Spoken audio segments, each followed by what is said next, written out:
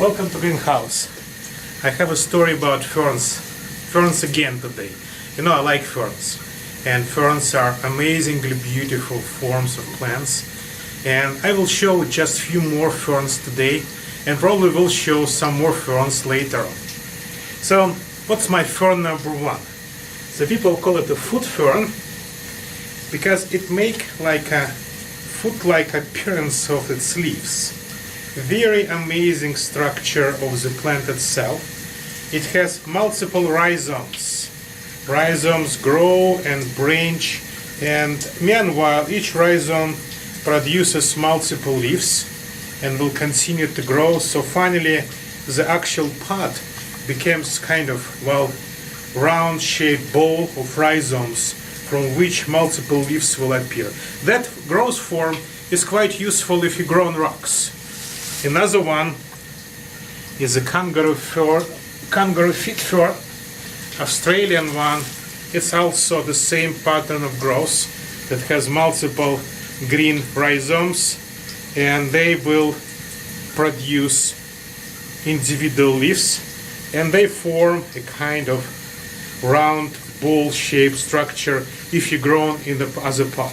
So they kind of hang in the air, and these rhizomes can claim and this fern in general can grow on the trees and on the rocks and many other surfaces.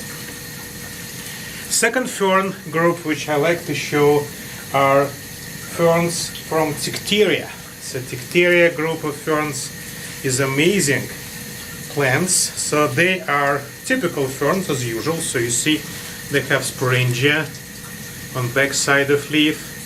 But what's most interesting in them is venation. So venation of Tichterioid ferns is greatly similar to flowering plants. So flowering plants are remarkably, well, different from most of other plants because venation on a flowering plant leaf is reticulated. They have multiple small cells connected with each other. So typical flowering plant like elephant apple, Delinia, that has multiple veins, and these veins are connected with each other in sort of network. So ferns typically don't have type of venation. However, Tichterias, they do. So they form kind of exception among ferns, probably one of the newest groups of ferns. This is another species of Tichtheria with very nice white coloration of leaves.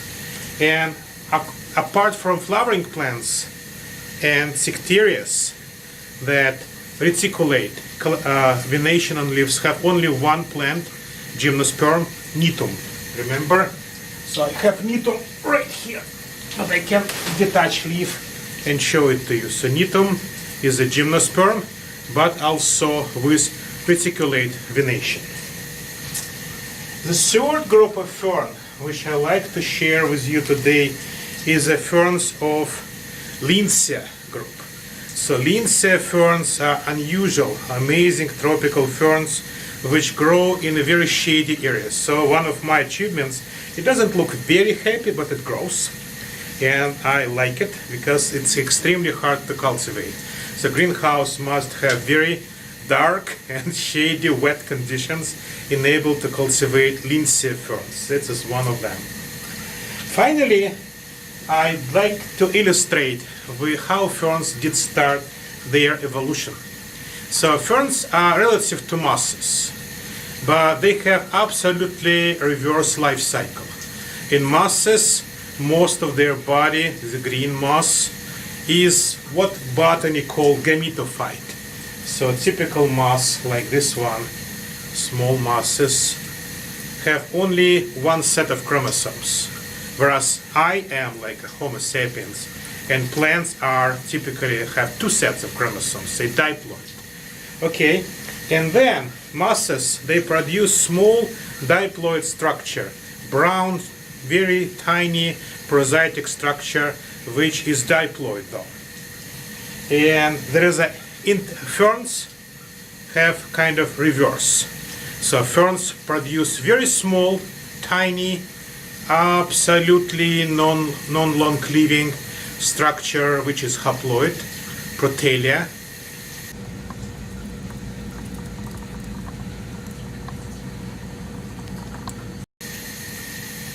And these prothallia are comparable with moss body.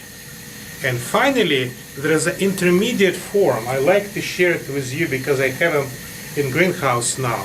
So they are hornworts. I will show them closer.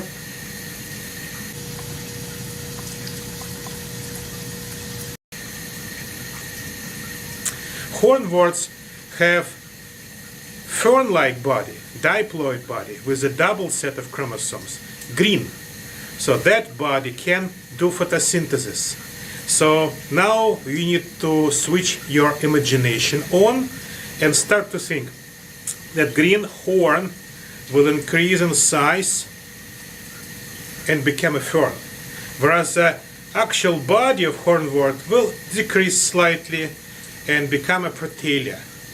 And if we go next step to seed plants, everything should be wrapped in one big seed.